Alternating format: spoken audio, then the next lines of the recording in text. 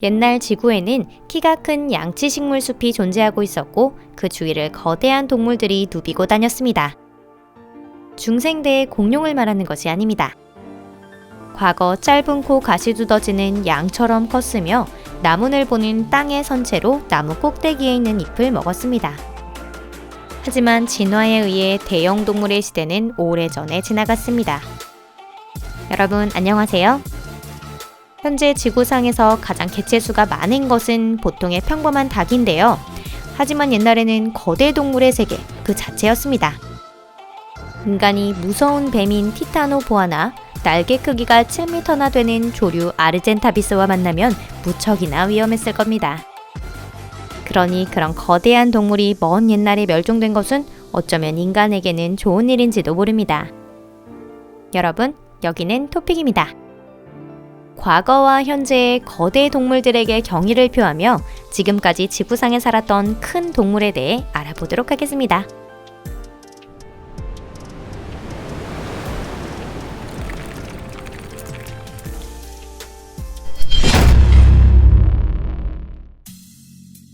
바다 전갈. 4억만 년 전 남극 근처 곤드와나 초대륙이 존재하고 북반구에서는 광대한 판탈라사해의 파도 소리가 들릴 때 지구상의 모든 생명은 바다에 서식하고 있었습니다. 여기에서는 턱없는 물고기가 떼지어 헤엄치고 해저에는 태형벌레가 사는 암초가 솟아 있었습니다. 그리고 고대의 바닷속에는 무서운 포식자, 바다전갈이 숨어 있었습니다. 바다전갈의 화석을 보면 소름이 돋을 정도인데요. 여러 개의 발을 교묘하게 사용하여 해저를 미끄러지듯 이동하며 먹이를 보면 빠르게 달려들어 날카로운 꼬리로 내려칩니다. 위에서 아래를 향해 독침을 지르는 일반적인 정갈과 달리 바다전갈은 측면에서 공격합니다. 일단 바다전갈에게 붙잡히면 피하기란 불가능한 거죠. 그런데 그보다도 가장 무서운 것은 그 크기입니다. 최대 성장했을 때의 길이 2.5m까지 이르는 사상 최대의 절지동물입니다. 거미나 개, 딱정벌레 등의 현대의 절지동물은 그 발밑에도 미치지 못하죠. 바다전갈은 인간의 먼 조상인 초기의 척추동물까지 습격했지만 다행히도 2억 5천만 년 전 멸종했습니다. 잠시 멈춰서 이 진화에 대해 감사의 마음을 바쳐볼까요? 카메로케라스. 하지만 고생대의 바다에는 그보다 더 무서운 생물이 서식하고 있었습니다. 카메로케라스는 길이 10m에 이르는 무서운 육식동물로 거대하고 긴 껍질 속에 숨은 오징어를 닮은 모양을 하고 있습니다. 이들은 큰 촉수를 사용하여 대형 물고기나 삼엽충, 바다전갈 가릴 것 없이 잡아채어 와구와구 먹어댑니다. 카메로케라스는 어떤 생물이었을까요? 놀라시겠지만 이는 단순한 연체동물입니다. 네, 맞아요. 바로 낙지와 굴의 아주 먼 친척이라고 볼 수 있죠. 현재 카메로케라스에 가장 가까운 것은 앵무조개입니다. 이는 나선 모양 껍질에 들어가 있는 고대의 연체동물로 현재에도 생존하고 있습니다. 카메로케라스는 대부분 햇빛이 닿지 않는 해저에 서식하고 있으므로 눈이 거의 보이지 않습니다. 그리고 움직임이 무척 독특한데요. 들이마신 바닷물을 깔때기에서 고압으로 내뱉으며 후방으로 움직입니다. 마치 로켓 같네요. 카메로케라스도 오르도비스기 멸망의 시절 바다전갈과 거의 동시에 지상에서 사라졌습니다. 인드리코티어. 다음 대형 동물은 코끼리나 코뿔소, 기린과도 닮아 있습니다. 인드리코티어는 사상 최대의 육생 포유류인데요. 또한 가장 무거운 동물이기도 합니다. 높이는 5m에 이르고 무게는 17톤에 달합니다. 이들은 약 3천만에서 2천만 년 전 지구에서 살고 있었는데요. 잠시 이 거대한 생물의 모습을 상상해 보실까요? 길고 튼튼한 다리, 가늘고 긴 목, 크고 무거운 두개골.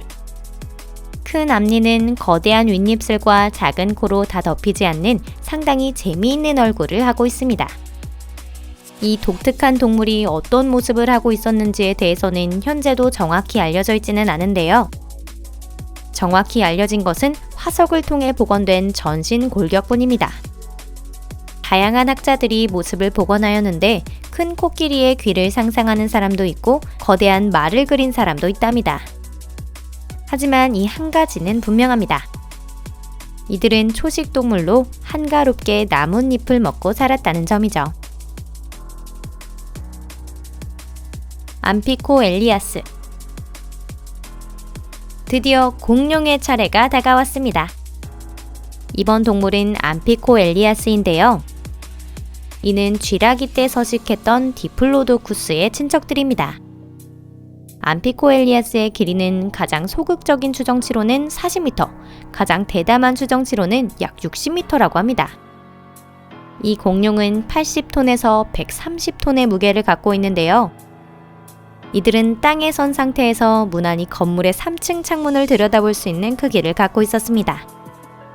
튼튼한 허리 척추골 하나가 인간 한 명의 크기와 똑같았죠. 초식동물인 암피코엘리아스에게 몸이 큰 것은 매우 유리한 부분이었습니다.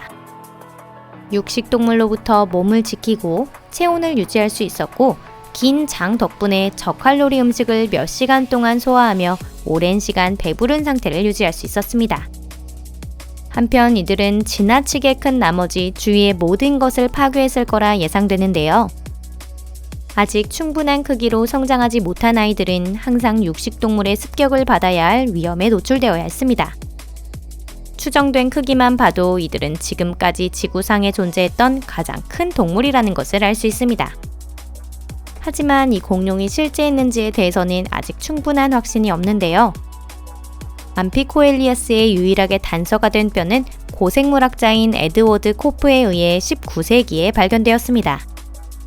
그는 콜로라도에서 발굴 작업 중에 거대한 추골의 단편을 발견하고 그것을 바탕으로 공룡 스케치를 작성하게 됩니다. 이들의 추골은 얇고 투명했으므로 깨지기 쉽다는 뜻의 프라길리무스라는 학명이 주어졌습니다. 발견된 뼈는 곧 깨져버렸고 같은 장소에서 새로운 뼈를 발견하는 시도는 실패로 끝났답니다. 그래서 이 거대한 공룡이 실제하고 있었는지에 대해서는 아직도 많은 의문이 남아있다고 합니다. 대왕고래. 그 대신 지금 말씀드리는 대형동물이 실제하고 있었는지에 대해서는 의심할 여지가 없습니다. 과거 지구에 존재했던 동물 중 가장 큰 이 동물은 현재까지도 살아남았습니다. 그것은 바로 대왕고래. 길이는 33m에 이르고 무게는 150톤 이상입니다. 집채만한 크기의 거대한 심장 고동은 3km 앞까지 들리며 동료에게 호소하는 소리는 로켓의 이륙 소리를 묻히게 할 정도랍니다. 대왕고래는 서로의 목소리를 1500km 떨어진 곳에서도 들을 수 있습니다. 한마디로 대왕고래는 가장 클 뿐만 아니라 가장 소리가 큰 동물이기도 합니다. 대왕고래는 플랑크톤을 먹고 사는데요. 크게 입을 벌린 채 입속에 플랑크톤이 들어올 때까지 여기저기를 누비고 다닙니다. 단독 행동을 하는 대왕고래는 세계의 해양을 이동하며 때로는 작은 무리를 만들기도 합니다. 그리고 연인이 되면 오랫동안 같이 행동하며 수컷은 암컷에게서 조금도 떨어지지 않고 소중하게 지켜줍니다. 이 동물은 현재 멸종될 위기에 처해 있기도 합니다. 20세기 초에 대왕고래는 25만 마리에 달했는데요. 무단포획으로 1960년대에는 약 5천 마리밖에 남아있지 않게 되었습니다. 현재 고래잡이가 금지되며 대왕고래는 점차 개체수를 늘리고 있습니다. 대왕고래는 쉽게 번식하기 어렵기 때문에 개체수는 아주 완만하게 증가하고 있습니다. 암컷이 임신하는 것은 2년에 한 번으로 거기에 임신기간으로 1년이 더 필요합니다. 또한 화학 제품으로 인한 수질 오염과 기후변화로 인해 대왕고래가 쾌적하게 살 수 있는 장소가 줄면서 끊임없이 남쪽으로 이동할 수밖에 없게 되었습니다. 오늘은 여기까지입니다. 여러분 시청해주셔서 감사합니다. 말할 필요도 없이 대왕고래는 멸종되지 않았으면 좋겠습니다. 다른 동물들도 크기나 양, 맛에 관계없이 멸종하지 않았으면 하는 바람입니다. 사실 우리 개개인의 노력으로 지구의 동물을 살리는 데 공헌할 수 있습니다. 동물 보호단체를 지원하고 강을 깨끗하게 하고 유해한 폐기물은 정해진 장소에서 처분하면 됩니다. 그러면 지구상의 멋진 모든 동물이 멸종의 위기를 뚫고 앞으로도 이 넓은 세상에서 우리와 함께 살아갈 수 있을 겁니다.